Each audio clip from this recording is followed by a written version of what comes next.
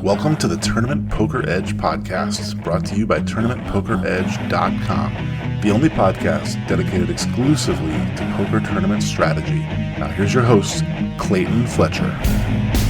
Hello once again, everybody, and welcome to the Tournament Poker Edge podcast. My name is Clayton Fletcher, and I am your host here in safe, socialist New York City. Happy as ever to be bringing you yet another episode of the world's longest running poker strategy podcast. And I'm not alone. I have a returning champion coming back once again. I don't know if this is the third or fourth time that we have had this young lady on, but I really begged her to come back again after the summer she just had at the World Series of Poker. You know, cashing every time I turn around. This lady is cashing in another tournament. I'm talking fourth place in the ladies event, fifth place in the Stud 8 championship, 105th in the main event. I'm talking about my friend and fellow comedian, Miss Caitlin Comeskey. Caitlin, how have you been? Oh my gosh, it's so good to be back here. You know, you're one of my favorite people in poker. It was such a joy for me to get to do that comedy show with you last NAPT and get to see you in your element, see you doing your crowd work.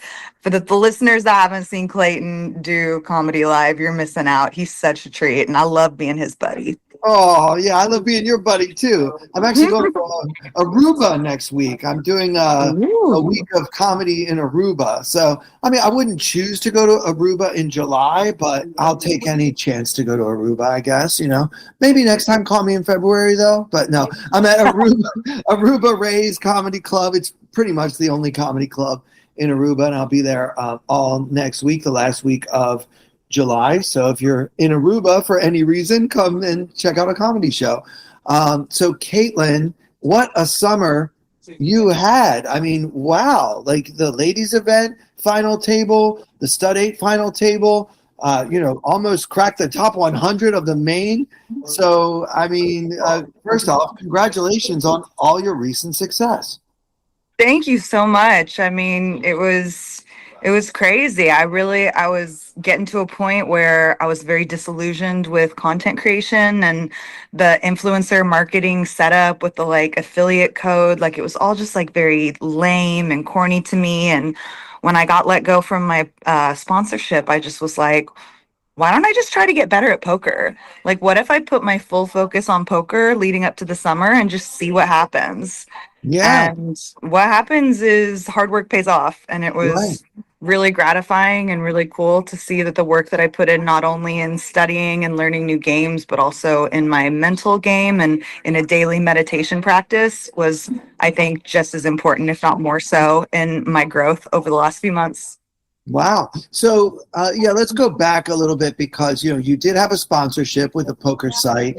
And, I'm sure that was something that was, well, let's just say it was lucrative enough for you to uproot your entire life and move to New Jersey to do that. And I'm sure that you thought that it was going to last, is it fair to say, longer than it ended up lasting? So, yeah.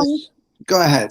So PokerStars brought me on, and they wanted me to move so that I could be a streamer. One of the main things they wanted me to do was to stream, and to be able to stream legally, you need to be in the place. I was living in Texas, so part of the job offer was a move, and I didn't really have to think about it. It was a dream come true. I had been working and grinding in content and doing live streams and getting my name out there, saying yes to everything, taking low-paying jobs, taking no-paying jobs, working for just buy-ins. So when I got the offer to get a full-time gig at PokerStars as an ambassador team pro, it was such a dream come true. It felt like such a Cinderella moment. And the first half of the year was really incredible. But unfortunately, there are a lot of factors I don't control. And I do consider the parting with PokerStars amicable. They were having a lot of changes in terms of integrating FanDuel and integrating the different markets. So much of it had very little to do with me and the little comedy sketches or live streams that I'm doing. I never got any negative feedback. So at the end of the day, it wasn't amicable parting, but it did really put me at this crossword roads where I had just uprooted my life. I had just isolated myself, moved across the country, was doing mostly travel. So it gave me a little bit of a existential crisis. Like, oh my God, what now? What now? Like I thought I had it made. I had my dream come true. And now it's all been undone in less than 13 months. And I got some offers coming off of Poker Stars, but it was either it wasn't enough money that I felt like it was, worth my time and the effort that I'd put into the industry, or it was, a brand I don't want to work with. I'm very picky with who I want to work with. I want to work with regulated poker brands. I don't want to work for prediction markets. I don't want to work for sports betting sites. I don't want to work for slots or online casinos. And I've consistently, having a platform in gambling, I've consistently been given those offers as long as I've had this platform. And I've consistently turned them down because it is a conviction that I have that I don't want to promote things that could hurt my audience. I've worked really hard to build trust with my audience, and I would never want to betray that by promoting something that could hurt them. So I'm very picky about who I choose to work with. And when there wasn't an offer that made sense at that time, I was just like, let's focus on poker, Yeah, get back to the game. I mean, I can only imagine. I've never been in that position where you get this phone call that we want you to be one of the 3 faces of this whole website. And PokerStars, obviously a brand that has been in existence. Prestige, yeah. Prestige, all the decades of PokerStars over the years, and everything that represents. Where you said, well, now I have to move to New Jersey so that I can play on this regulated, legal, fully licensed website and everything. And then so you're kind of on cloud 9. And you're doing these live streams, and you're still doing the comedy content that we all know and love you for. And then to have that sort of rug pulled out from under your feet or whatever, it must have been just going from such a high to such a low. Just talk me through what that was like for you. Like, how devastating was it exactly? I mean, it was definitely a heartbreak, and it was a slow one too. So like the first half of the year, I was getting positive feedback. I was getting the sentiments from my bosses and everything that I would be renewed. I was starting to relax about it. I was starting to, I was getting to travel to Europe. I was getting to do commentary, and they asked a lot of work of me, and I said yes to everything. I did commentary. I did live streams. I did online commentary. I traveled. I did American live stops. I did European live stops. Like I truly, truly left it all out on the court. And about halfway through, when the management changes started to happen and the new company started to come in, and they're looking more at spreadsheets than they are, and it's people that don't work in our industry. It's people that don't really know who Caitlin is, but they might know who Jason Kuhn is, and they may know who Maria Konnikova with a best-selling book, or Jen Shahadi, who also has a name in chess. And when you look at my numbers on paper, I've never purchased an organic engagement. I've never bought comments, likes, views, anything. So sometimes if you just look at my numbers on a sheet of paper isolated, and you're not in our industry and you don't know about the GPI awards or, the sketches that I've done that are viral within our community, then you're not going to know who I am. And it's going to be like the easiest first cut to make. So I don't blame them at all. And I don't have any bad blood with them. But yeah, it was a definite heartbreak. It was a real roller coaster to go on. And the 3-4 months leading up to them finally putting it in writing, no, we don't want to renew you, it was really stressful because I saw the writing on the wall, and I thought likely they weren't going to be renewing me. So Right. Every time I went into work, every time I clocked in, it was a lot of stress, and it was a lot of anxiety, and I knew it was going to happen, and I was trying to perform. And you kid yourself that if like you do everything perfect for 3 months straight, and you hit all your quotas, you get a couple of viral hits, you kid yourself into thinking that maybe they'll see my value. But at the end of the day, there was nothing that I was going to do within my little niche community on paper that was going to change that, because I did have a viral video right before they let me go. I did the video that when all the controversy came out about the girl that did sort of the striptease dance on the poker Oh, table, yeah, and there was yeah. a lot of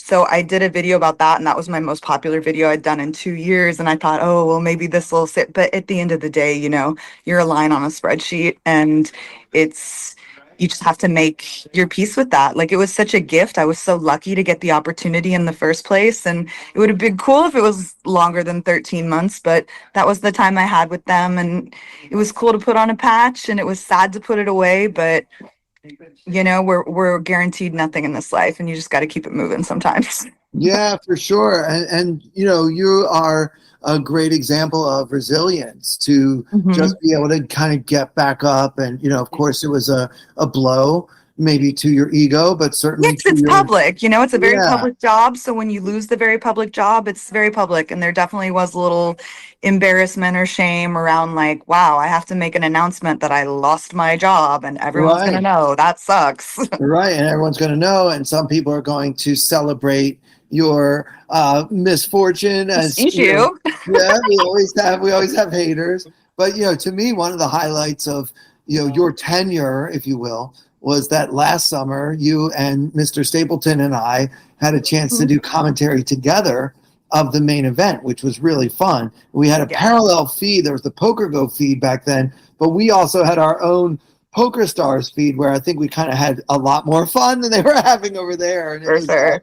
Well, that no, because we were commentating when Blez was playing, when he was right, playing on a feature table, right. and then he was like kind of getting a little big for his britches, and he was pointing out who the fish he thought were Oh, at the oh, table. It was not the best look for Blez, but I guess that's his character or whatever. And then he got his aces cracked like within 10 minutes of this display of bravado. yeah. If only it would always go down that way. The person that's being the loudest and most obnoxious just loses. That would be perfect, but that's not really life. So I have so much I wanted to talk with you about, but very important because this website or this podcast, I should say, is sponsored by Jocko Coaching. So we have videos that we can watch and learn about poker, and learn from great poker minds about how to handle this, that, and the other. I know there are a million different ways to get from where you were to where you are now. We have Jocko Coaching, and my listeners can get 7 days free. Jocko.poker/TPE is the code, so that you can get that for free. But talk us through how you said you decided to rededicate yourself to poker. So does that mean you got yourself a coach, or did you just start working with solvers more, or how did you go about improving your game?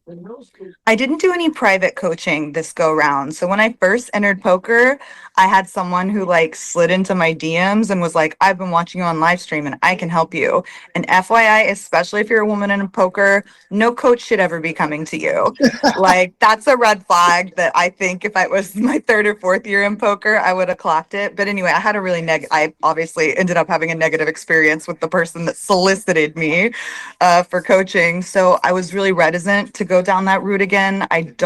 There's so many other modalities of training that I really feel like unless you one, just like have money to set on fire, or two, like really feel like you need more structure in your training, there's so much stuff you can do. So what I did was I decided I wanted to study mixed games and get into mixed games. One of the first people that noticed and encouraged me getting into mixed games was Tim Duckworth, who they call the commish of PGT. And he's from Australia. He plays footy. He's a really great guy, really sweet friend of mine. And he recommended, or he bought for me, the Ottmer book. Ottmer, Othmer, wrote a book on Stud High. And it's older now, but it's got like a lot of infographics. It talks about how the equities change from street to street, different fundamental concepts of Stud High. So that's kind of where I started with my training. I also got Dylan Lynn's book, Mastering Mixed Games. That one I always put a little footnote on that one was written in 2019. So there are a few things he says, especially about like three betting from the big blind, that maybe we've decided to play differently in Limit. And it's more of a cash game mentality, but the fundamentals in that book are correct. And then finally, I capped it off with Alex Livingston's poker coaching course. He released this beautiful course with over I think there's 40, 50 hours of content in it. And right now it's selling for I want to say $2.99, which is just an absolute steal. Eventually the price will go up, but right now it's low. So get in there if you want. But he does all the horse games. He does the stud games, the horse games, and the draw games. So do 7 single draw, do 7 triple draw, Badoogie, and I think Badacey is in there. And then there's of course the horse games. So Limit Hold'em, '08, and all the studs. And it's incredible. He does a little bit of work with stud flop draw, which is sort of the solver that exists in mixed games right now. But more so, he talks about his own personal experiences, what population tendencies are, and the fundamentals of the game. So I can't recommend that coach enough, Alex Livingston. And then another thing that I did was Chris Vitch, who works very closely with Alex Livingston quite often. They collaborate in coaching endeavors. So they did a couple of live seminars where they go over old PPC or super high roller bowl hands that I participated in. It's like a Zoom class, very affordable. So keep your eye on those. They call it the Mixed Minds Seminar.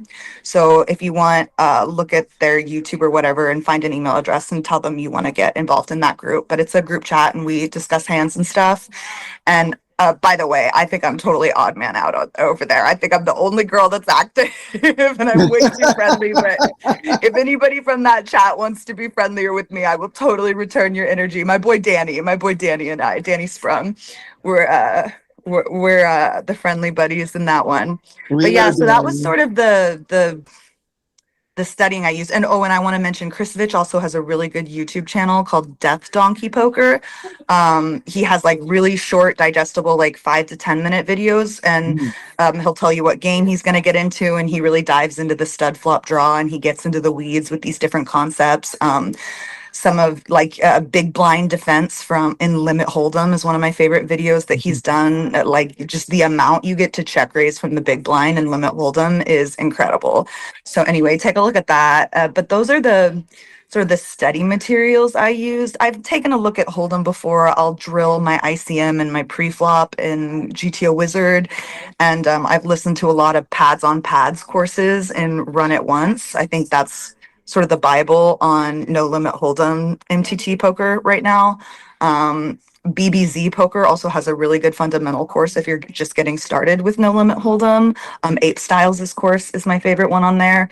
But yeah, those are like the study materials I used. But I would say I like also equally invested myself in journaling, daily meditations, and I listen to Neville Goddard. Have you ever heard of Neville Goddard? Yes. Sure. Yeah, so he does like a lot of manifestation work. He was around in the same time as like C.S. Lewis, with this like spirituality was coming in like early 20th century England. But he does these sleep meditations that I just put on when I'm going to bed, and those do the work for me. So it wasn't just about trying to improve your poker game. Although it sounds like from a poker standpoint, you really did focus on digging in deeper into these mixed games. 100%. All the stud variations, all the limit variations, stuff that probably, I would guess, at least 80% of my listeners have never even tried, because many people only play No Limit Hold'em. So talk about why it's important for a player to be more complete and to learn the other games as well. Well, I was talking to Kristen Foxon, who's not a super close friend of mine, but we're acquaintances, on one of the smoke breaks. And I was like, hey, if you want, because I noticed she had like she was getting into mixed games. She's complimenting me. And I was like, hey, if you ever want to trade like no limit coaching for mixed coaching, I would be happy. And she entertained the idea. She didn't tell me to F off immediately. So maybe that'll be in our future. But we were both talking about how we think mixed games are about to explode. Alex Foxon and Chance have both been focusing really hard on mixed games. And I think what that's going to come out of is just everyone's getting so good at No Limit Hold'em. There's so much information that is accessible about No Limit Hold'em, more people playing it. And because we're not getting as many new players in, the average player is getting older, right? And we see that with like the average age of the final table this year too. Isn't it like 38? Like it just keeps crawling up. So I think because everyone just continues to improve at Hold'em, people are going to like want to return to what it's like to play at a poker table where half the people don't really know what they're doing. And the only place that is happening is like mix and Omaha tournaments. So I think that we're going to continue to see a migration of the existing no limit player pool headed into mixed games, just because people are going to get frustrated with how good everybody is at Hold'em. Yeah.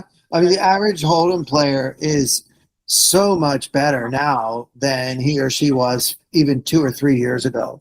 I mean, just Yeah, I'd say even most people are playing pretty close to correct pre-flop in yeah, terms of like their ranges and stuff. And the yeah, big mistakes you're going to see are going to be on like flop and turn sizings. right. But like most people are pretty solid pre-flop these days. Most people know how to wait for their hands to play like a Mhm. solid 15 to 25% of hands in their opening ranges and Yeah, just and grinding out that equity. it's not that hard to figure No, out it's memorizing. pre-flop It's strategy. flashcards. Yeah, yeah, pre-flop strategy is pretty hard to learn. It's just the post-flop where things can get a little more hairy. So I have so many things I wanted to ask you about. I want to make sure that Yeah. we get into your success in the ladies event. I have a couple of questions about the ladies event. First off, I want to know kind of your thoughts on ladies events in general. I know that some female professional players don't like to play them. They don't like the idea that we have these segregated events. So that's my first question. What factors into your decision to decide to enter a ladies event like the one at the WSOP? I think women's events are very important in poker. I understand that there are a lot of women that don't. I'd say most of the women that talk out against ladies' events or say that maybe we don't need them or whatever, those are going to be the class of women that have already outgrown them, right?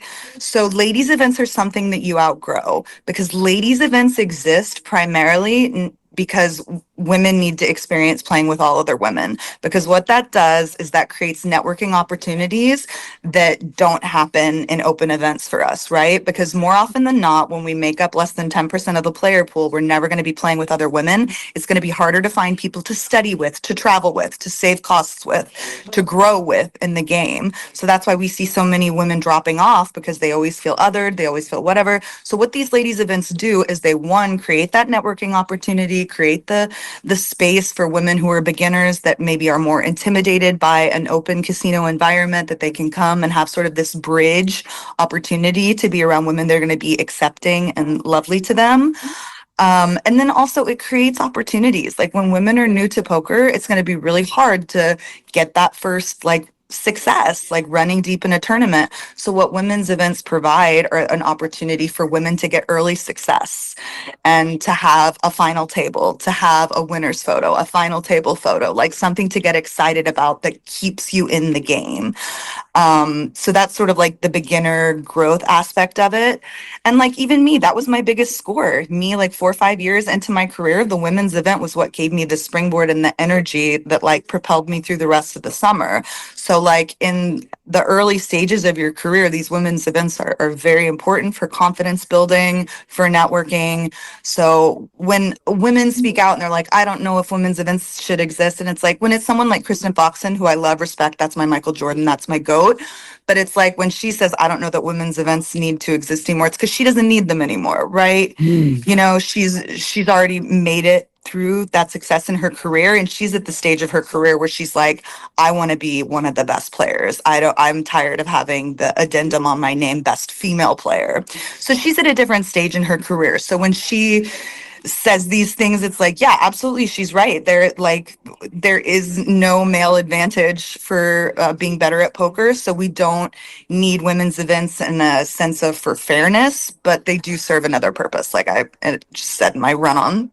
Yeah, yeah, no, I got you. And so maybe like for someone like Kristen, it's hard for her to put herself in the shoes of a brand new female player who might be intimidated. Negative about it. She's never nasty. She's like, no, No, I don't play those anymore because she's winning 25K. She's got yeah, six why? bracelets. She don't need a ladies event. Yeah, she doesn't need it. But you know, it kind of reminded me what you said earlier about this coach who called you up like, "Hey, you want some coaching?" You know, and you come from a comedy background like I do, and you know, female comedians have this same issue. Like Very similar, yeah. he's trying to give you an opportunity. He's calling you up. Oh, we should collab. You know, why don't we collab and make a comedy video together? But maybe he's got some other motivation that's not business related. Yeah. Right? So a woman's advantage in poker, right, is that there are not that many of us. And so we can climb the ranks a lot faster, right? Because people that put poker front facing, they're going to want more women in their games. Like it's an advantage in terms of like maybe it's easier for a woman to find a sponsor. It's harder for a woman to get kicked out of a cash game for winning.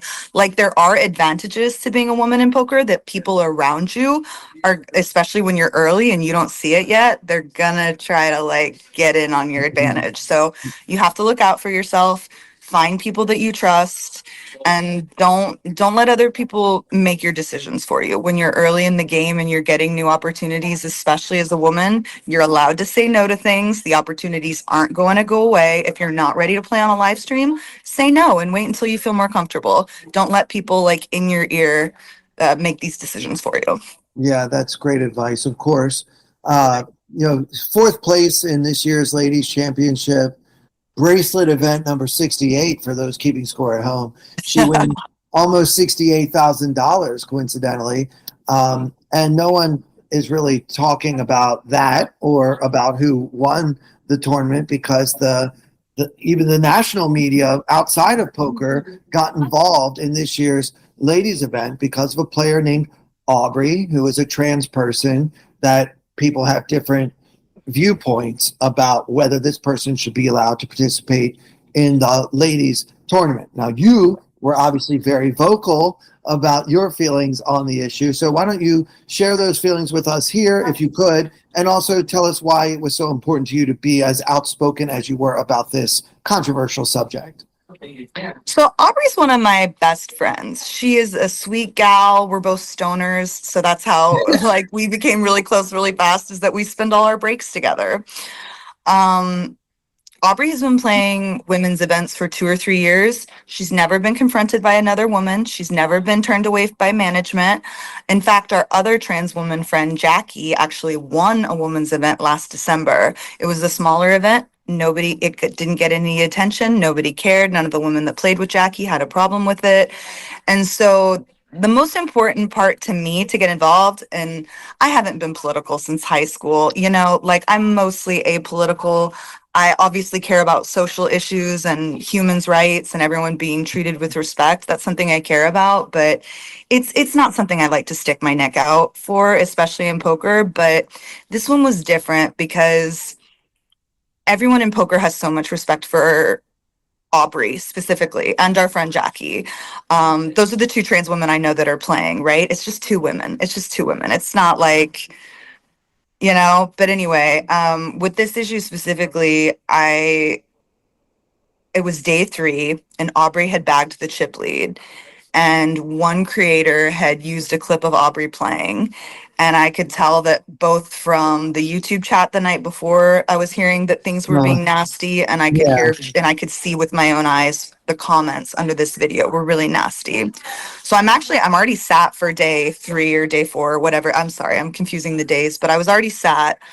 And I just like had this conviction that I was like, nobody cares that Aubrey's here. I really don't want to let the online chatter turn into like people use this for rage bait and clickbait and like turn it into an issue when nobody in the room gives a shit. Nobody has confronted her. Nobody cares. Nobody's complained to management. Like the truth of the matter is that women in poker have been, I don't think tolerating is the right word, but been accepting of or not objecting to trans women participation in poker for years now. So it was important to me more so than anything that the general public be well aware that no one was asking Aubrey to leave. No one had a problem with Aubrey being there. Of the actual participants in the event and of the people that sit down to play with Aubrey, Aubrey does not get discriminated against to her face in person in poker. She's earned a lot of respect. She's an online crusher. She's a nice person. She's a good girl. And I'm not a perfect advocate. I grew up in Texas. I grew up listening to Rush Limbaugh with my dad and stuff. Like Aubrey's definitely told me that I'm not a perfect advocate. So if you want to have Aubrey on the show and she can talk more specifically about like trans participation and trans women. But for me, in terms of like my involvement and why I got so heavy, it's one, because just Aubrey's one of my closest friends. But 2, it was because it was important to me that a bunch of political influencer grifters weren't able to like exploit my friend and use a situation that wasn't a situation to sell books or be hateful or get clicks. And there were consequences. There were definitely consequences for standing up for Aubrey, for attacking content creators very vehemently for trying to exploit her for her platform. And the consequences were like an army of incels that came after me. There was like a 7-day period at the height of my summer where I couldn't open my phone without being called fat, ugly, hideous, disgusting, whatever. And I was muting accounts as fast as I found them, but it was really relentless and it was really hard. Like that is one of those issues that's being used in our culture to distract, because trans people represent such a small percentage of the population. It's crazy, but it's, what do they call it? This billboard issue or this thumbtack issue. I'm forgetting the term, but politicians use it to distract from actual issues and things that people should care about. Right. And, my take on it was just, and thank you, by the way, for sharing that here, because, I don't want to stir up a whole new, a whole new batch of haters for you. Honestly, you know what? They're all muted. And at this point, I've made peace with it, because it's like, when you have haters, they amplify you and they grow you. And like your haters end up being your fans. And it's something I resisted for a really long time, where I would just like block or hide or whatever. And now I mute it so I can't see it. Everybody else can, go ahead, amplify me. Yeah, so it's a give and take there. That's good. Yeah, I like that. I like that take. So in sports this week, Sophie Cunningham came out in the WNBA and kind of made her feelings known about whether trans people should be allowed to play in the WNBA. Did she come out against? Yes. Yeah. She said that, she Riley Gaines with it. the way that she stood up for it was that she feels like Title IX is meant to prevent girls and women. And then, of course, the WTA, the Tennis Association, also said that all players are going to be tested. And if you are tested. Well, here's the thing is that we're talking about that I see a lot with just like, we're in a mental sport, so it's very much different. I think that it's really hard to believe in trans exclusion in poker unless you believe that the male intellect is superior to the female intellect. I really do think that. But even in terms of like female sports, this anti-trans sentiment is not going to be doing what we think it is. It's not going to be protecting our girls. It's going to be exposing our girls to more harassment. It's hurting women. Like they're talking about having biological sex tests for underage girls. We're really going to make underage girls show their genitals? And that's every girl. That's every girl that participates in sports if we go down that road. That's awful. That hurts women. That is not protecting women. And there's already been harassment and exploitation of women in sports. And people don't want us playing sports because sports makes us more confident, makes us more empowered. So it's like the patriarchy doesn't want us to play sports. So if you have to show your genitals to play sports, that's going to exclude a lot of people from participation, or at least it should. So I would just really caution people that think they're protecting women by going to bat for trans exclusion, because at the end of the day, it will hurt women. And there are only a handful of trans kids on the planet trying to participate in youth sports. But women need to be participating in youth sports, and we shouldn't be creating these barriers to make it a traumatizing, abusive experience for them. Yeah. So the point that I was driving towards is that exactly what you said about poker being a mind sport. I can almost understand someone having the feeling, well, it's not fair for a man to be playing tennis against women, and you're going to beat the women at tennis every time. Like, I understand that point of view, and I also understand your point of view in terms of the testing and how invasive that is, of course. But when it comes to poker, I think for something like the women's poker tournament, if the women who are playing all seem to have no problem with this, then I don't see why anyone is speaking up against it, because as you already said, there is no advantage. Even if we don't agree whether Aubrey is a woman, that's fine. What is a woman? Matt Walsh, right? Who cares? It doesn't matter.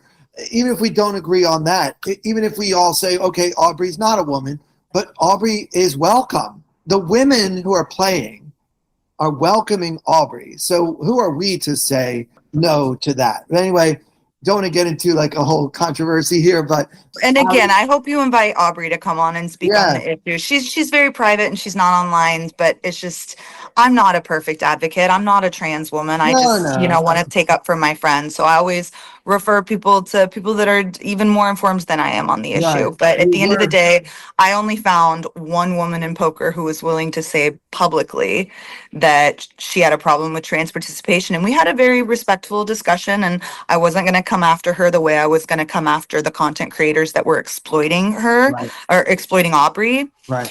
But I talked to the woman, and I don't want to say her name just in case she wants to be Yeah, it's done with okay. it or whatever. But we had a public discussion, and I told her how I felt about it. And she felt like she was sticking up for the boomers in her inbox that just like don't understand it and are just kind of scared and don't know if it's fair. But at the end of the day, if there is a minority, I assure you, and I feel very confident saying publicly that it is very, very small.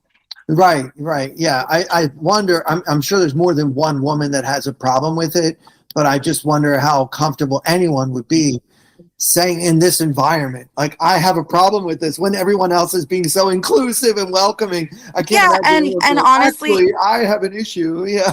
and I came down on the content creators because I thought they were being exploitative and they were Right. taking advantage of my friend and feeding her to the wolves. Of course. A woman in poker who wants to stand up and be like, actually, let's have this discussion. I don't know if it's fair. I'm never going to attack her publicly. I'm never going to make her feel bad about the opinion. I'm going to disagree with her and I'm going to fight for my side. And I'm Yeah. going to tell her why I think her point of view is misogynist and Sure. anti-woman, more so than anti-trans. But at the end of the day, I'll take every opportunity to say if you want to have that discussion, I'm more than happy to let you say your piece on the matter.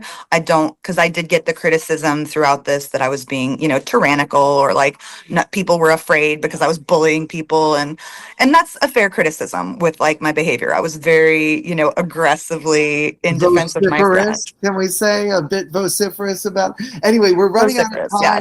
time. Sorry. I definitely want to get to a hand. I know you had an interesting hand, and we just have a few minutes left. But obviously, this is such a subject that we can talk about forever. I'm a huge fan of civil discourse. I love to talk with people that I don't agree with and hear what they think. And it helps me open my mind and see things from all angles. And so I encourage everyone to try to keep any conversation about any political subject as civil as humanly possible. Yeah. Sometimes it's hard because we get fired up. As you're getting fired up now, and I get fired up watching you get fired up, it's still important that we want to be, just not everyone that disagrees with us is necessarily evil, right? No, I definitely don't think that. No. Yeah. All right, let's do a hand. What's it from? Is it from this same tournament we're talking about? I thought it would be fun to do a Okay. hand from the ladies event that they Awesome. featured me. There's a clip of it on Poker News. It was final two tables, so end of day 3. Wow. I was short. I believe I started the hand with 9.5 big blinds. Okay, that is short. Yes. Okay. And it folded to me in the small blind. So I'm in for half a big blind, 9 big blinds behind. No, excuse me. I had 9.5 behind. So I started the hand with 10. Fair. Okay. Excuse me. I limp. I call with 9-8 offsuit. Okay, so we have 98 offsuit. Is there any Which you can fold. I think you can fold right? Can when you you're that shove? short. Is it okay to shove? No. No. I would not shove it. I Right. was looking to play a pot. So this is a women's event. This is an event where I think I'm one of the more experienced players. So if I have an opportunity to like play a pot, even out of position, I really like my post flop abilities. So that's why I just called this hand, where maybe in another tournament, I might use it as a candidate where I would either raise it, and then if I get any resistance, I just fold. Well, If I have a really sticky player in the big blind that I think is gonna like keep me honest, then I might just fold it. But right. in this situation, in this event, off my step depth, I played it as a call. And we're not expecting the big blind to be attacking that limp a lot and raising it because of the nature of that opponent, right? Okay, great. So I just call, action back on the big blind, and she decides to make it 2 blinds. So she raises by 1 blind. Okay. So we're getting like 3.5, 4 to 1, something like that. All right. With 9-8 offsuit. Mm-hmm. I mean, of course, we're going to call and see a flop. That's not a big enough raise. Sorry. Yep. So now there's like 5 big blinds in the middle. I have 8 behind. So when I make the call, I pretty much have it in my head. If I flop any piece of it, we're going to have to jam into her. Yeah, I mean, your SPR is less than 2, so yeah. Mm-hmm. I like this strategy. So what's a flop? Queen 8 deuce. Okay, so we have middle pair. So we shove, right? That was the plan. Yep. Okay. And she snaps me off. She has the same pair with an ace kicker. She has, oh no, excuse me, it's queen 9 deuce. I hit the 9. Okay. So she had ace 9. And you lucked out and got your 8? River snowman. River snowman. No, that one was the one that came into mind that I wanted to talk because they put it online, but they only showed the run out, right? So a lot of people thought that I was the big blind and and this is how I played like big blind defense. And I was like, no, that was not what was going on. No, yeah. So many times on a site like Poker News, they really do try, but so many times like they just don't get the whole story. Well, I don't even know that they said anything. It was just people looking at the video. It was a video. So. Right. And you're just seeing kind of the end of the hand because that's when the camera started. They didn't get the whole hand from the beginning. Oh, here's Caitlin limping in from the small blind. So then, the public and the haters and everybody else, the internet trolls have to piece it together for themselves. And we always know how that's going to work out.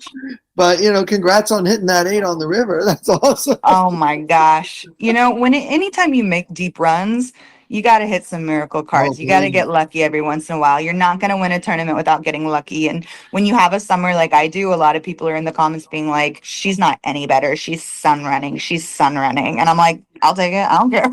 Yeah. Right. I mean, of course, luck has a role in any tournament victory or any final table you ever make. I don't care who you are. But it's very hard to sun run for 6 weeks in the summertime. I mean, good luck with that. Lucky. You're so lucky. It has nothing to do with all that work you put in, reading all those books and studying and studying.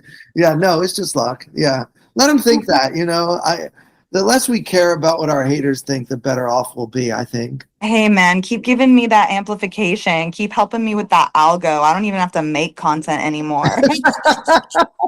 You're my content haters. I love it. All right. Well, we do have to get going here, Caitlin. I really appreciate you coming back on. Where can people find you? What's next for you? What's going on now that the World Series is over? People can find me. I'm most active on Twitter and Instagram. My handle's the same on both. It's my full name, Caitlin Comeskey. I have a YouTube channel and a Twitch channel that I may eventually revive. I don't have any direct plans to at this time. What's next for me is taking care of my family. I got a few months here where I need to be here for my family. My dad's in the hospital right now, so we're just giving that family love. I'm going to be in Champions at the end of August is the only live stop that I have firmly cemented on the books. We're going to do a cash game with Phil Hellmuth where he pays us a $500 bounty out of his pocket if we're able to felt him. It's going to be 1K cap, but we can match his stack if he doubles. So it should be just like a really fun, loose, low stakes game with Phil. And then, what was I going to say? And then there's a women's event, which Phil is splashing 25K of his own money in. And he keeps teasing that there's going to be more of a splash pot. Wow. But this is the second time we've had a ladies event where we've been had a splash pot, so to speak. The Lodge did a similar event. So I'm excited to see how this is. Hopefully we get some more money splashing in there for women. I think a lot of creators are coming into town. Champions, Houston, Texas. So if you'd like to come play with us, there's a tag team event the first day, and we're going to have a lot of fun and connecting with women. That sounds amazing. And, we're wishing you much continued luck and continued success. Wishing your dad good health and, thank you. Everything like that. And just mostly, I just want to say thank you so much for coming here and sharing your thoughts and your feelings with us and just being back on the podcast. Thank you. Appreciate you. It's always a delight. All right. So for Caitlin Comeskey and for everyone here at Tournament Poker Edge, with special thanks to our sponsor, once again, jaka.poker/TPE. I'm Clayton Fletcher. Thank you so much for listening. I wanna hold them like they do in Texas plays. Fold them, let them Hit me, raise it, baby, stay with me. Luck and intuition, play the cards with babes to start. And after she's been hooked, I'll play the one that's on her heart.